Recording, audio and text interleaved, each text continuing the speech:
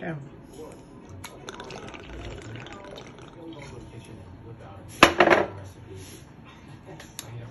Welcome to Joe's Atmosphere.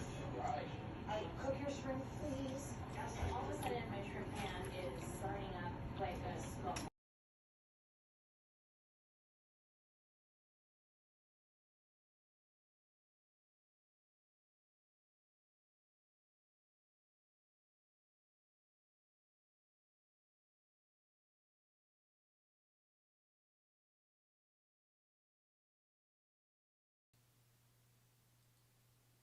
All right, guys, welcome aboard. How you doing?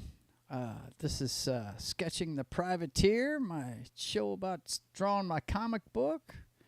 And as usual, I've got my my new, well, he's not a new buddy, but he's new to the stream these days. Got my bro Justifer Jim on board for today's show. How you doing there, brother? Good, buddy. How you doing? I'm doing good. Let me see. I gotta get. Let me see if I got your.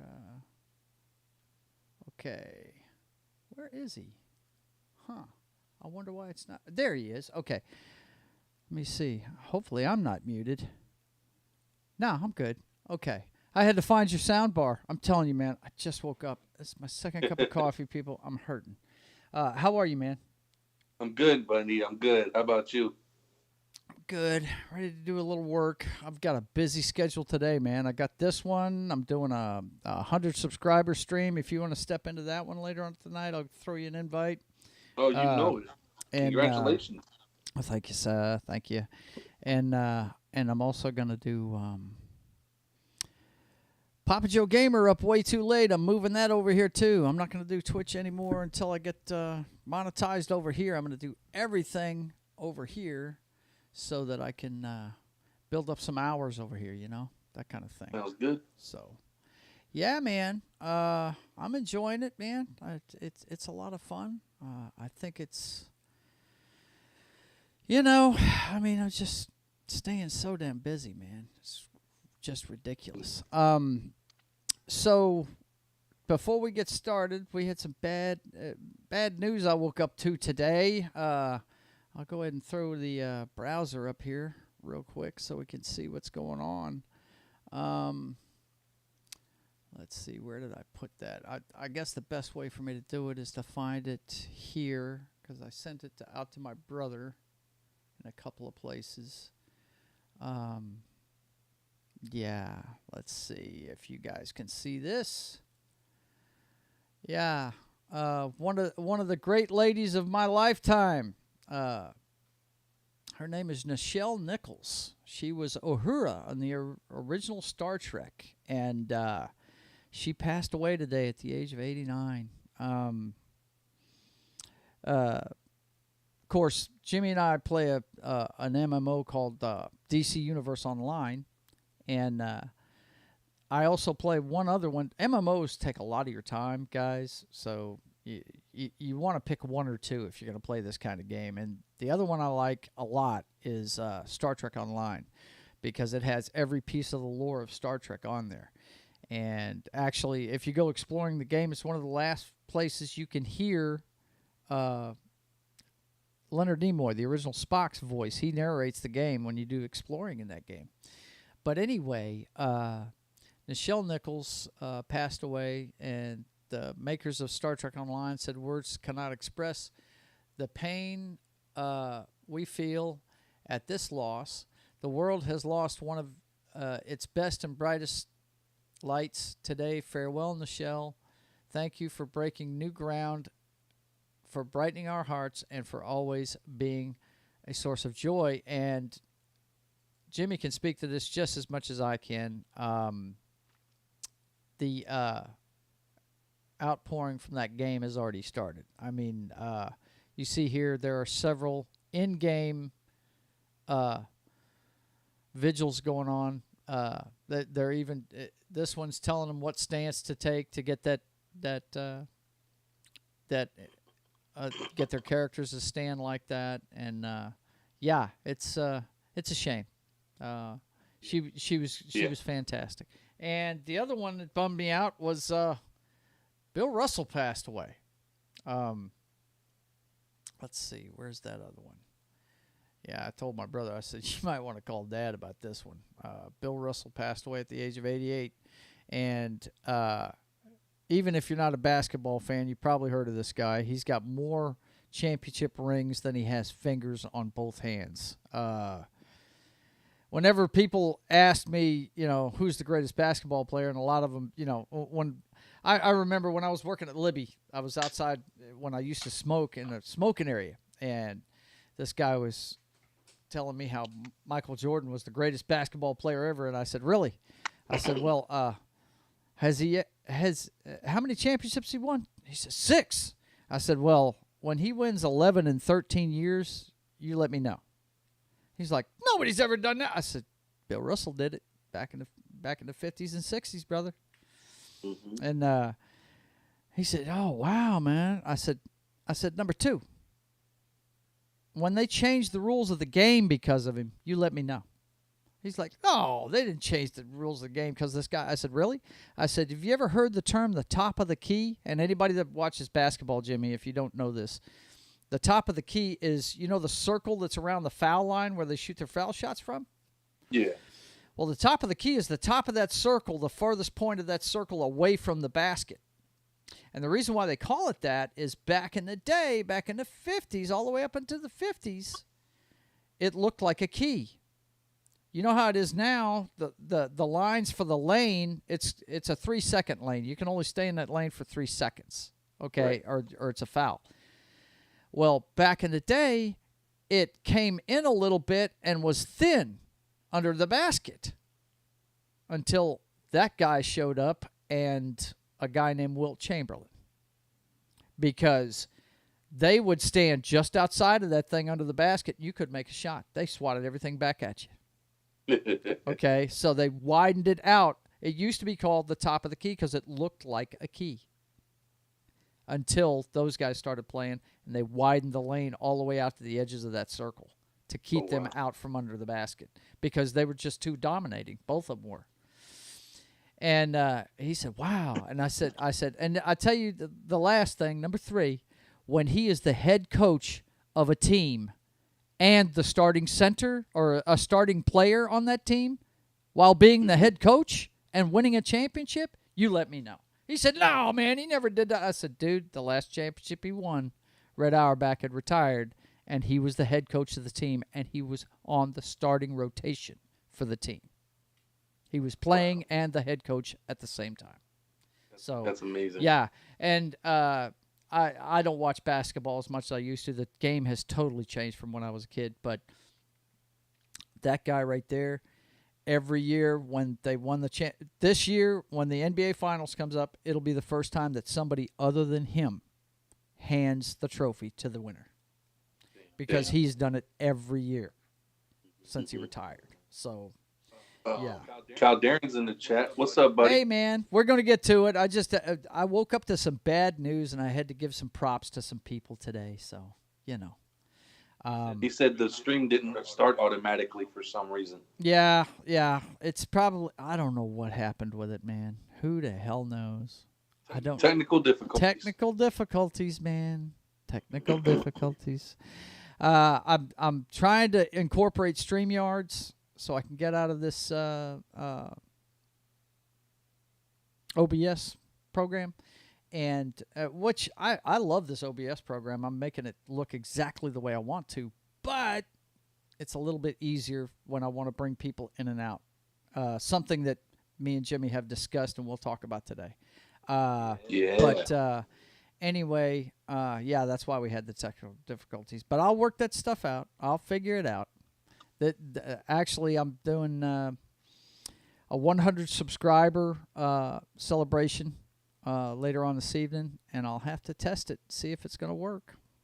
I hope it does. I mean, I'm sure it'll work. But anyway, it's good to see you, Kyle Darren. I'm going to let Jimmy talk to you for a second while I get set up so we can do some more plotting on page 6. Let's see what we got here. There we go. And, of course, I got the posters. Yeah, I hate it. I had that banner set up to play on the bottom of that thing. Okay. Talk to him for a second. I'm gonna get set up, man. All right. So, well, since you brought up the banner, I'll talk about it for you. So, folks, in the Shreveport Bossier area, August 19th through the 21st, they're having their Comic Con. It's called GeekCon, spelled GEEK''D. Um, they got some pretty good guests lined up. They got a lot of the male cast from the original Scream movie, I believe, such as Matthew Lillard, Jamie Kennedy, I think Bill Ulrich. If that's, I can't remember the names. I apologize. They have, um, I believe Veronica Taylor. She voices Ash in the Pokemon series, as well as I can't pronounce her name, but she voices Rogue. She voiced Rogue in the X-Men animated series, as well as other guests as well. Darby Allin. I forget who else is there, but it's on their website. Joe's going to be there at the Barkus and Meow booth.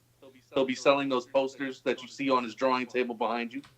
$20 unsigned, I believe. $30 if you want them signed, and you can only get them at that con. So, guys, that is a piece of history right there. You know, if you can make it out there, I suggest getting it.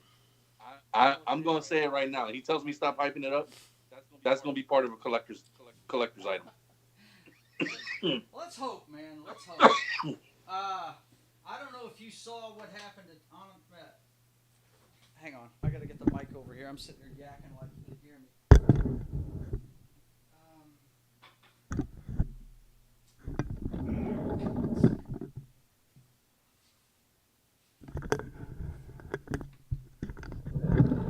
I don't know if you saw what went on at the Anime Matsuri in Houston. I did not. Eric July.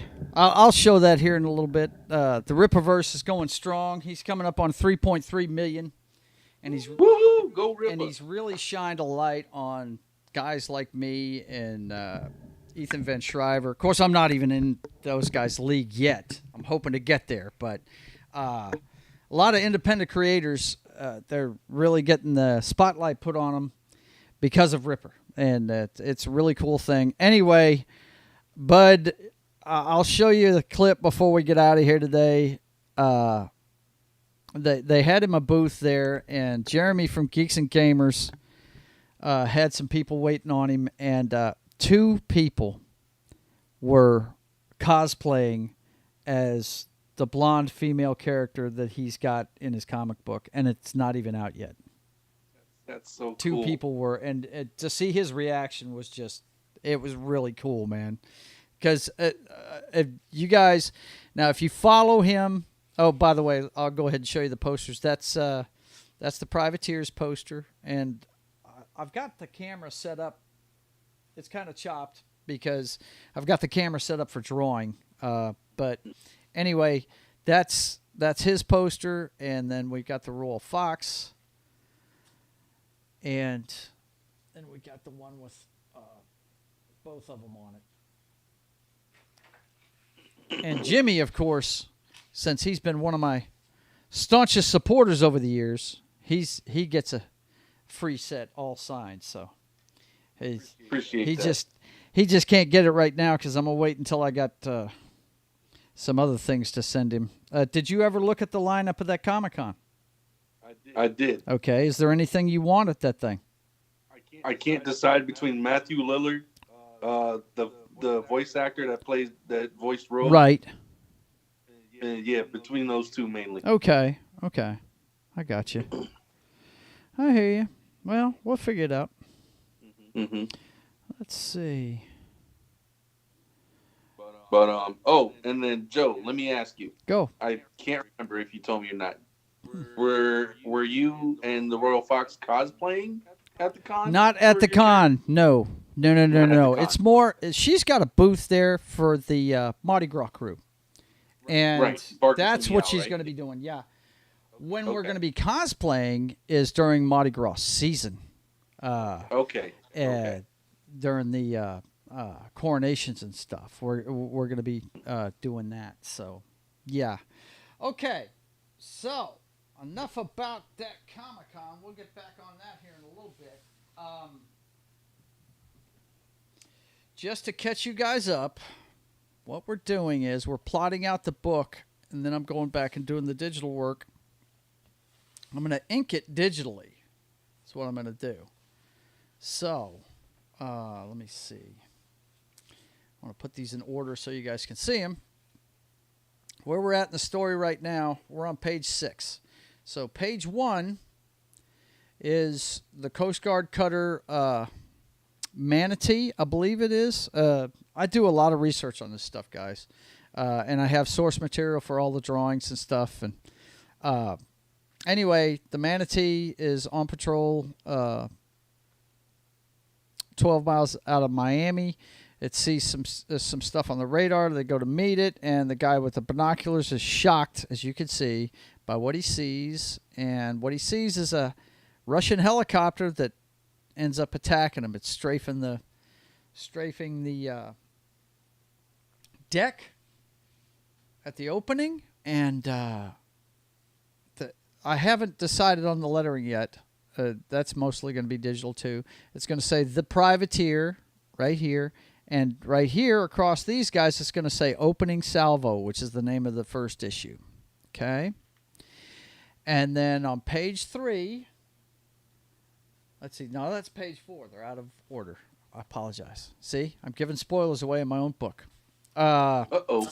Okay, page 3, we've got the captain calling for a mayday. Then we've got the helicopter coming in from behind. It drops a torpedo and strafes the back of the boat. This is where it's coming in low, strafing the boat. And then you see from inside a helicopter, and this, I think I've decided, just so you can see that they're not really there, I think I'm going to show this and kind of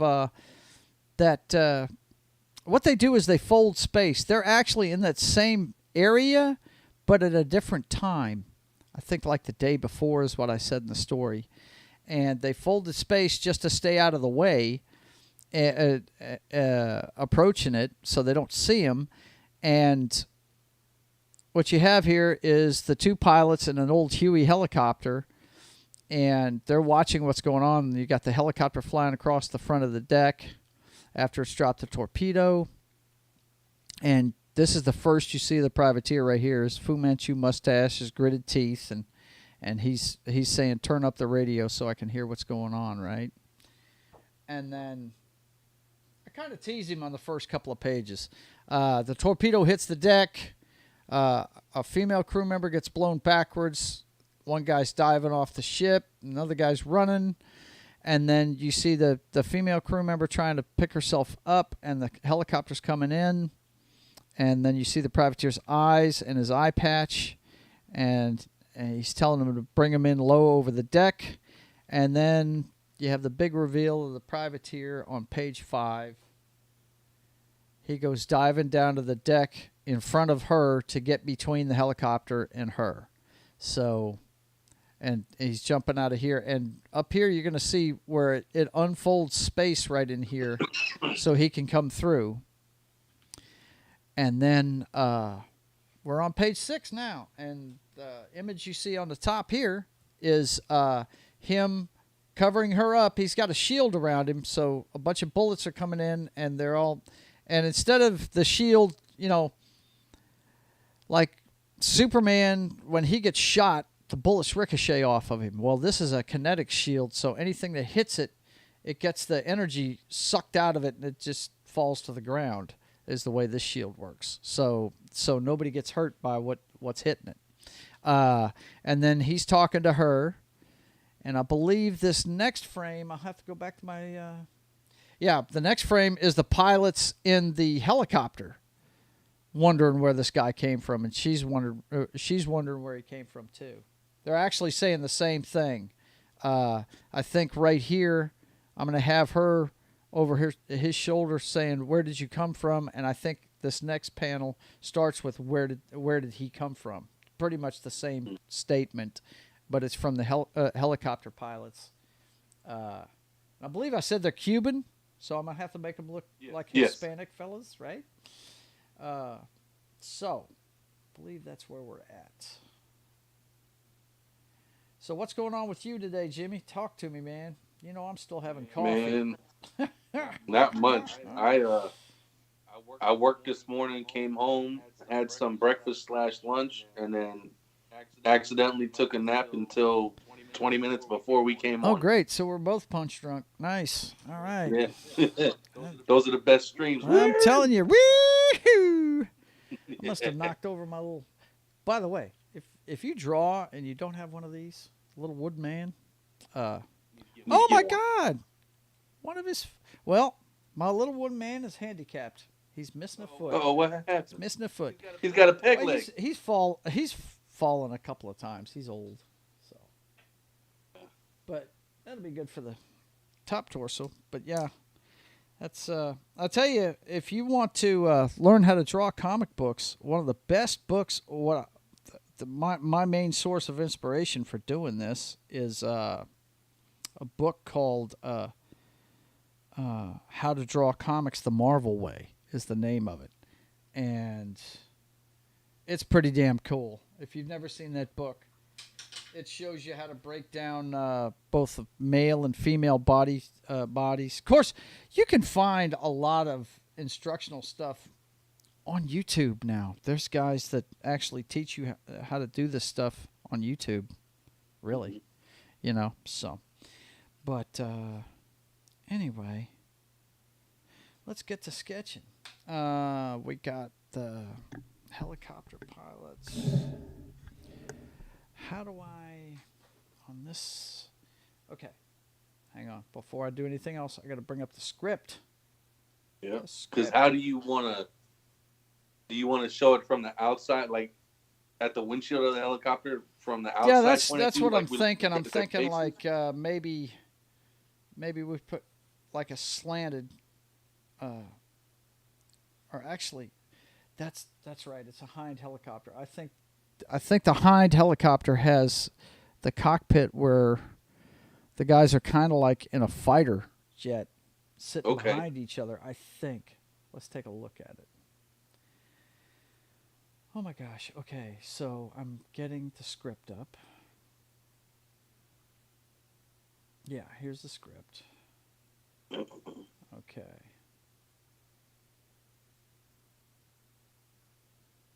Okay. I do have a note here saying the co-pilot is doing the empty hands expression. All right, so let's take a look at this helicopter real quick. Of course, I've got all of these pictures in my shortcuts here. My gosh, how many of these windows do I have? Okay, there's my Coast Guard cutters. Oh, stop it. This thing's acting like... Ooh, I hate it when these things do this. All right. It'll say, oh, I'm sorry, there's nothing here, and you got to refresh it. Yeah. There's my helicopter. Come on. There's my helicopter.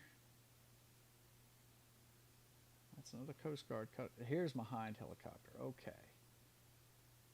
Take a good look at this thing. Yeah, it really looks, folks, like one of those fighter jets. No, maybe that cockpit is big enough for two people.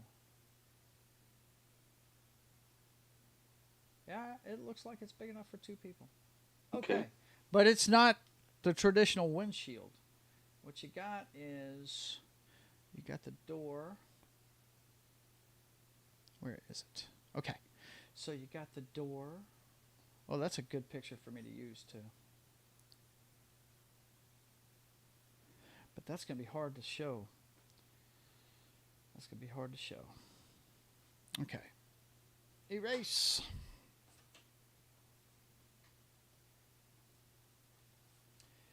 We are going to have to be zoomed in a little bit.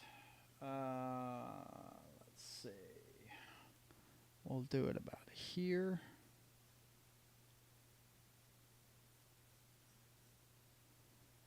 And we'll have the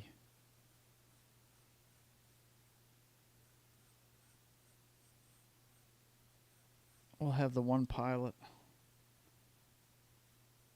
right here.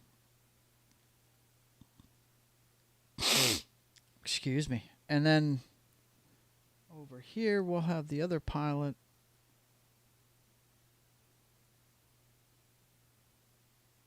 Looking in his direction with the hands up thing, right? Mm-hmm. We're going to have to make them a little smaller, it looks like. Oh, yeah, yeah. Well, you know what? Instead of having it slanted, we'll just go straight on with it. I mean, there's more than one way to skin a cat. That's right. We'll go straight on with it this way. Especially when you got a cool-ass sword like the Privateer. Like they're flying right at you. Mm-hmm.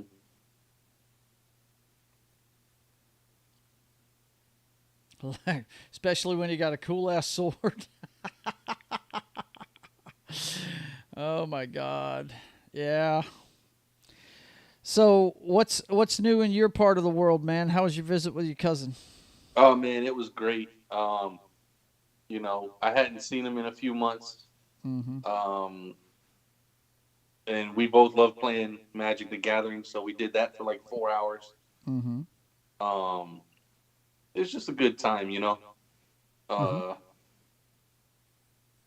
Yeah, he constantly beats me in What? game. Yeah, I mean, I expect no less from the man that taught me. You know, I see. I mean, I get my wins in too, but like sometimes when I'm like, "Ooh, yeah, I got you," he turns around and just something happens, and it's like, "Oh, yeah, you won that one." Mm-hmm. Okay, here we Because go. I mean, this guy has been collecting since the start of it back in 93, 94, and he has cards Mm-hmm. that you know, they don't make those anymore, you know. And Mm-hmm. it's like, what does that do? Oh, what? That's a what? So it's he got a few tricks. He got a few tricks, and he doesn't really buy singles, you know, because you can buy singles for the card game. Mm-hmm. Um, Everything that he's gotten, he's opened up from packs. Really? Yeah, Wow. him and his brother. Like his brother is sitting on a lot of the original stuff. Like a lot of the Magic players will know what I'm talking about. I believe his brother has most of the original Power 9, Mm-hmm. so which are like the 9 most powerful cards in the inception of the game. Um, Okay. yeah, he like these guys have like just boxes of this stuff. So Okay. All right. So make change number 567. I do like this, but to show that it's that helicopter, we're going to scoot it over to the right a little bit. mm-hmm. Just kind of mirror what we just did. When I do like what I was doing there. It's just we want the helicopter to be kind of off to the right a little bit and then show the burning boat behind them as they leave, right? Okay. Or actually, they come across the front, so I mean, this is what plotting's all about. You're erasing a lot, and you're just feeling out the way you want it to look. Mm-hmm. Okay, so here's the boat. Getting the feel for the flow, as it were. Yeah. Mm-hmm. That's the boat behind them. Okay. And here's the cockpit. I shouldn't have erased that right away. I should have just went ahead and mirrored it and then erased. But that's a lot of lines to be keeping on there. It just would have confused the shit out of me. You know? Yeah, we don't need that. No, I don't like being confused. We But don't we need. want the pilot kind of hunched over Like he's working the joystick and everything, right? And then we want the guy in the co-pilot seat looking at him from the side, right? This will be his chin underneath the headgear, right? And he'll have his hands like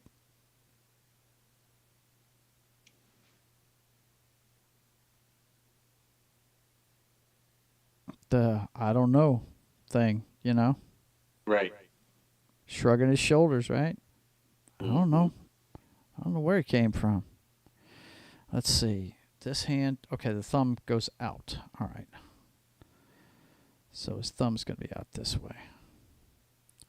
Sometimes you got to look at your own hands and figure out what's up. Yeah. Let me see. So those fingers are becoming at us, looks like this. Okay. All right, so that'll be, now that adds another reference I've got to look at here. And basically this is what the windshield looks like. It's going to cut into the picture this way. That's what the windshield of the helicopter looks like. The best one for me to show you on the stream what it looks like is this. This first one. As you can see, it's kind of a bubble. This is the canopy. This whole thing is glass all the way down to here to the top of the guns. Okay, and it's got a few metal ribs in it. See? So, yeah, that's why it's like that. Okay, so that'll all be water, right? And we'll have the fire on the deck and all that good stuff. Okay, so I can darken this up now. So you guys can actually see what the hell I'm doing.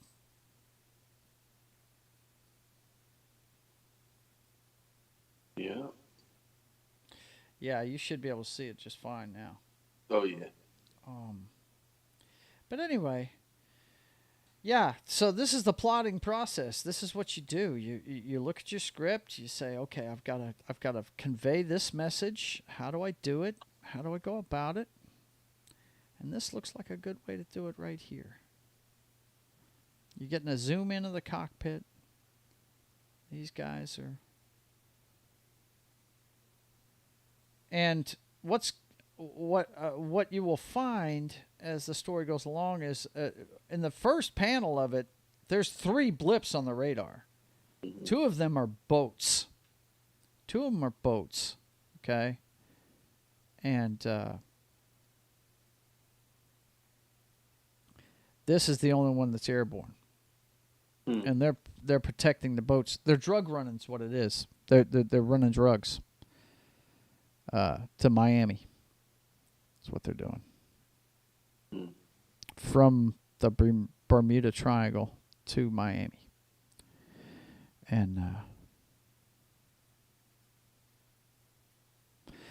that's what's going on here. They're just not indiscriminately attacking U.S. Coast Guard.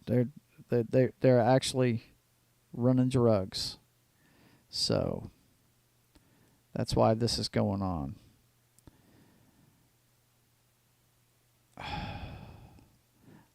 You know what?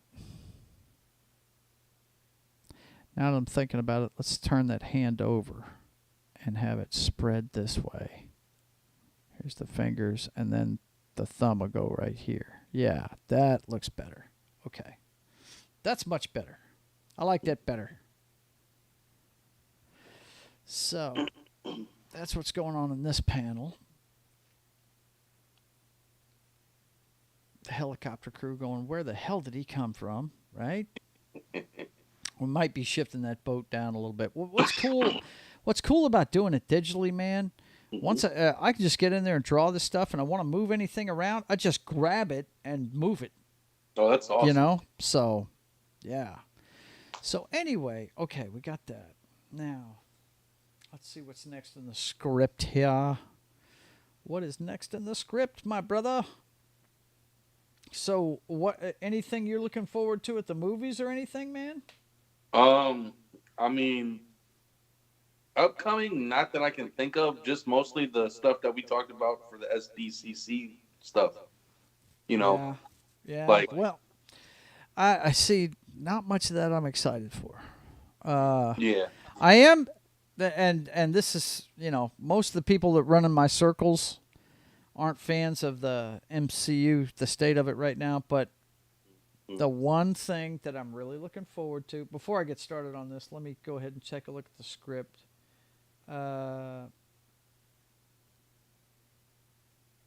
Okay, yeah, this one's going to be the captain telling everybody to abandon ship, and one of his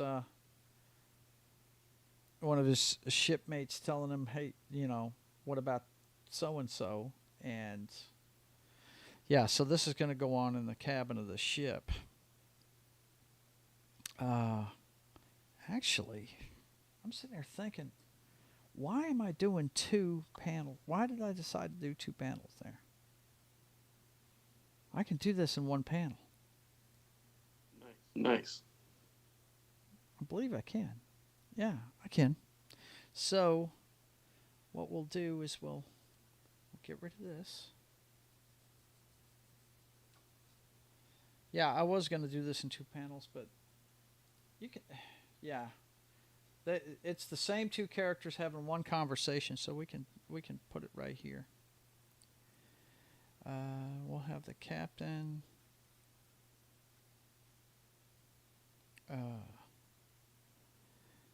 We'll have the captain pulling his sidearm, I believe, Mm-hmm.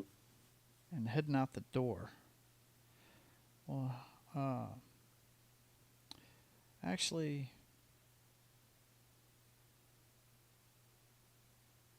let's see. He's gonna be heading towards us, I think. Yeah.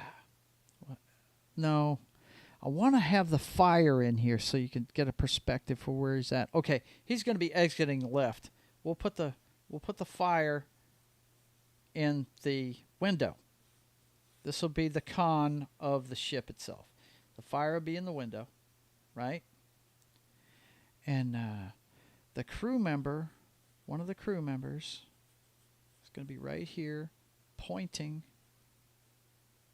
that way for homegirl. Right? And we'll have the captain over here.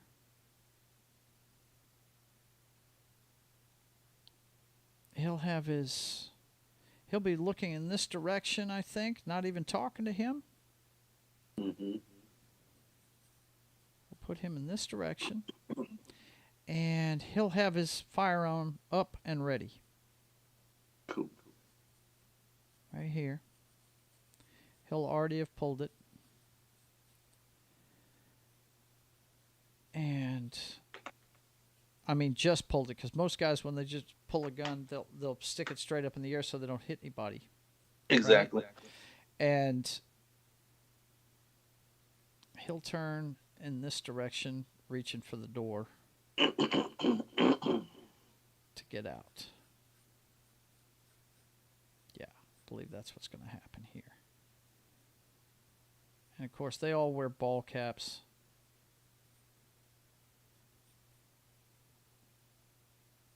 So, yeah, this looks good. And this guy's going to be right here. He's going to be saying, "What about so-and-so?"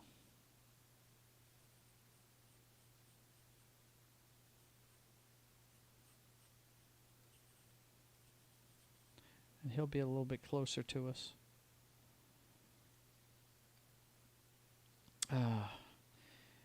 Yeah, that looks good to me. Okay. What is Calderon saying? So, in each of the universes you guys have created, like magic and the occult are a thing, right? That kind of stuff nabs my interest. Oh, yeah, Yeah. dude.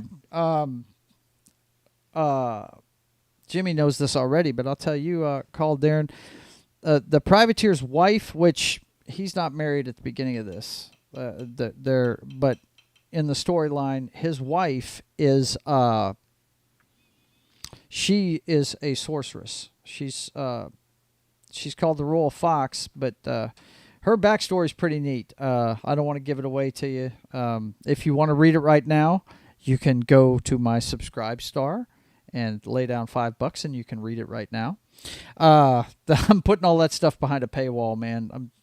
It's time to start earning money at this stuff. But it is a pretty cool story. I like it. And my wife, I modeled all the members of my team called Patriot after members of my family. And my wife is a big charmed nut. She likes anything that has to do with magic. She loved the movie Hocus Pocus. She loved the movie Practical Magic. She watched every episode of Charmed. I mean, it's that kind of thing, right? So I made her in the game we play, sorcery is a healing power, and it's perfect for her because my wife was a nurse for 20 years. So she's a healing mage. Yes. So yes, it's a huge thing in here. As a matter of fact, if you you probably recognized it already. If you're into that kind of stuff, you probably recognized it in the drawing already. But if you look at her necklace here, that's a triquetra with a gem in the middle of it. That's the source of her. That's her. You know, a lot of wizards and witches and stuff have familiars. This is her artifact she uses. So there you go. Yeah, most definitely part of it. Oh yeah, most definitely, because at one point in the story she gets taken over by an evil necromancer. And that's when she becomes the Shadow Fox, and she's actually the bad guy in the story at one point. So, yeah. It's cool stuff. We got some cool stuff coming. But what I was going to say earlier about the stuff from the Comic-Con, a lot of people aren't into what the MCU's doing right now, but I have to tell you, I am cautiously, and I say cautiously because I just don't know how it's going to play out, but I'm cautiously optimistic for the She-Hulk series. Yeah. Because the last trailer they had, that sure looked a lot like John Byrne's sensational run back in the 80s. It really did. I'm telling you, Jimmy, I just about jumped out of my chair when she, at that one point, looks at the screen and says, he doesn't mean that, and then does a double take at the screen because she's talking to us. One of the funniest things about that book, and if you haven't read it, if you don't know it yet, the She-Hulk show is going to be a half-an-hour sitcom. It's a situation comedy, is what it is, and it's, I mean. The best way for me to describe the comic book back in the day was think superheroes meets Sex in the City, basically.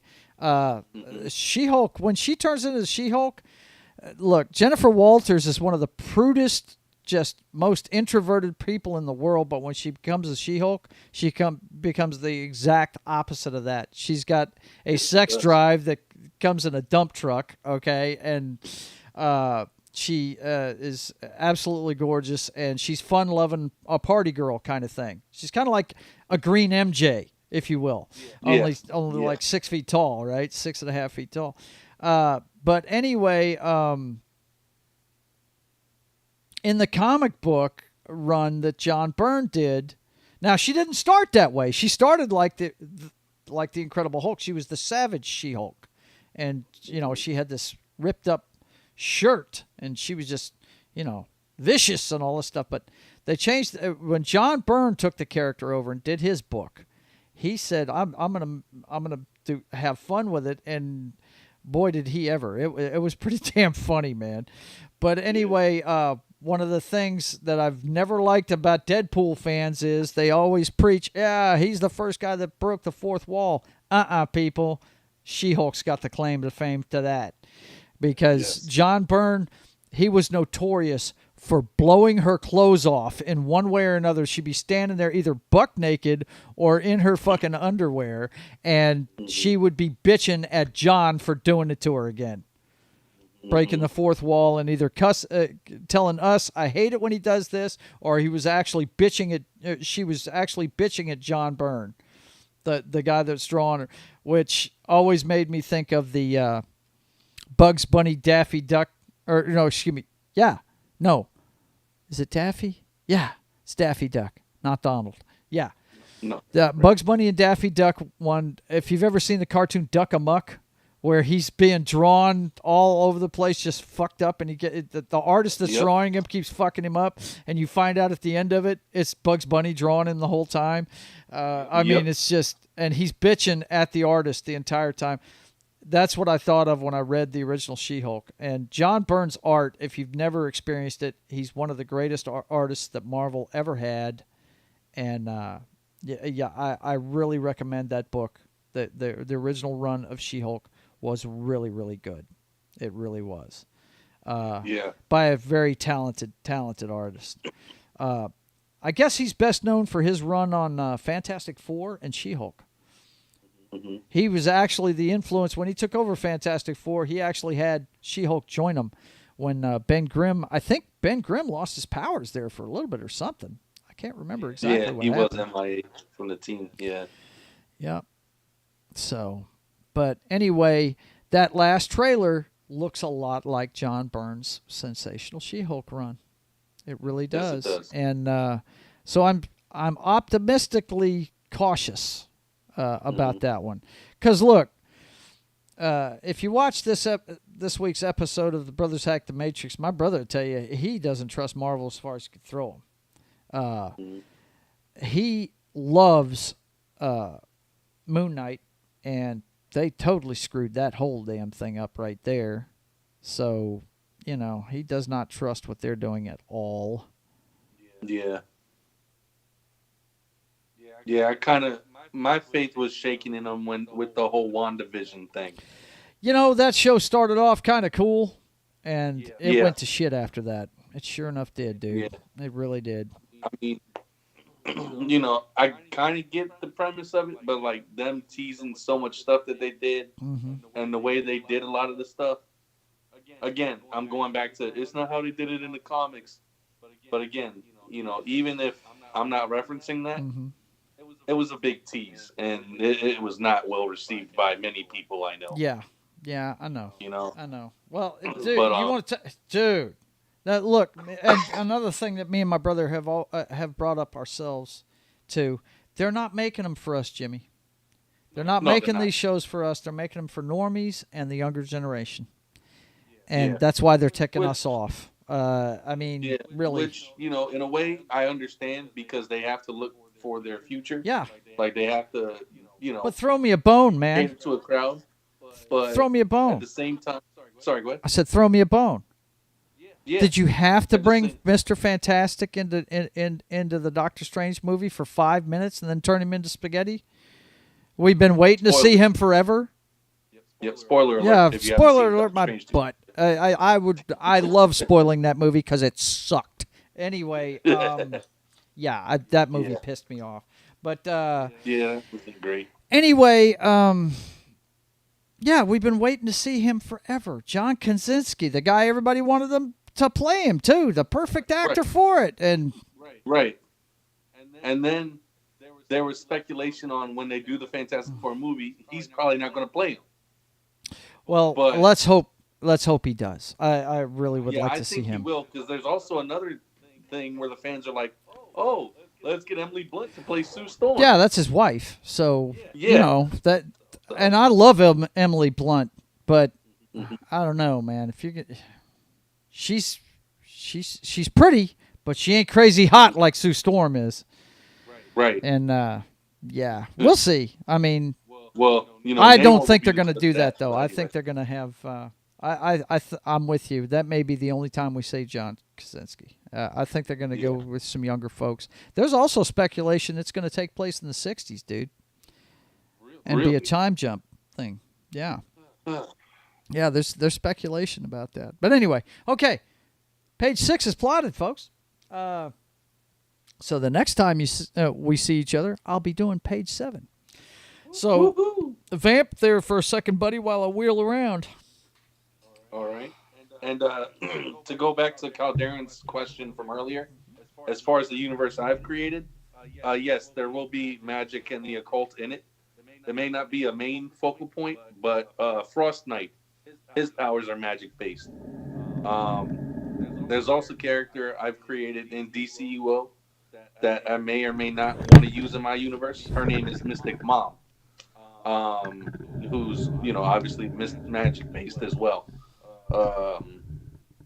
But yeah, there'll be elements of magic in it. When I get to writing it heavy. So, and then I'm thinking honestly, there might be a good chance for a successful spinoff of Frost Knight as a solo series, but not as the current Frost Knight on the Justifier's team, the original wielder of the amulet for Frost Knight. So back in the Dark Ages, I think that might be a good way to go. That sounds cool, buddy boy. It sounds really, really cool, man. All right, boys and girls. Well, look, that's it for this week. You saw we got page 6 done. So next week we'll be doing page 7. Actually, if I can find time, hopefully I'll have page 7. Actually, you know what? I think I'm going to keep plotting on this show. And I think if I have time this week, what I'm going to do is I got to get to work on the digital.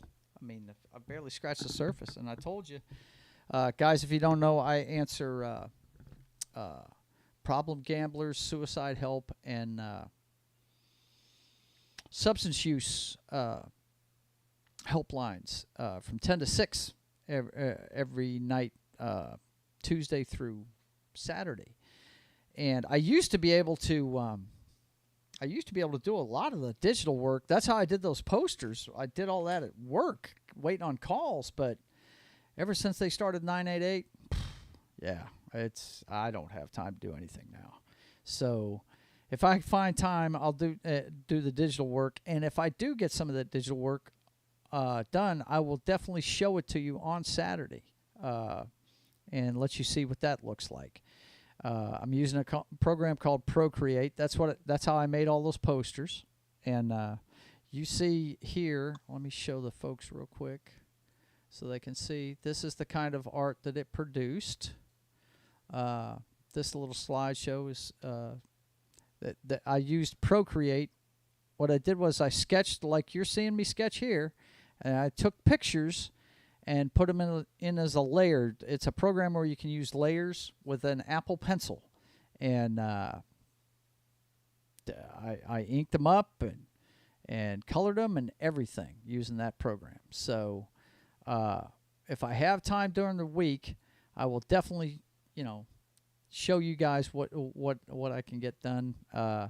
Hopefully, I won't be as busy this week as I was last week because I didn't get to touch any of this. But we'll do all the sketch plotting. So you guys will see the plot come to life right here. But anyway, anything else you want to let the folks know about there, buddy? Just drink your water and may the power protect you.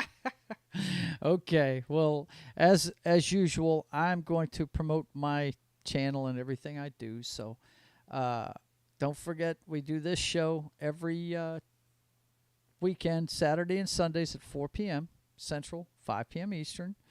And my brother and I do The Brothers Hack the Matrix. It's a talk show. We cover everything, current events, pop culture, movies, sports, comic books, everything we dig. That's 6:30 Central, 7:30 Eastern every Thursday. And tonight, for the first time on YouTube, I will be bringing the Papa Joe Gamer Up Way Too Late show to YouTube. It's video games, cocktails, and a whole lot of fails. An old guy trying to stay up late at night on his nights off because I got to keep my body clock going the same way. So you guys, thank you for watching. And if you're watching this on a replay, please like, share, and subscribe to the channel. And until we see each other again, you guys just keep on keeping on, okay?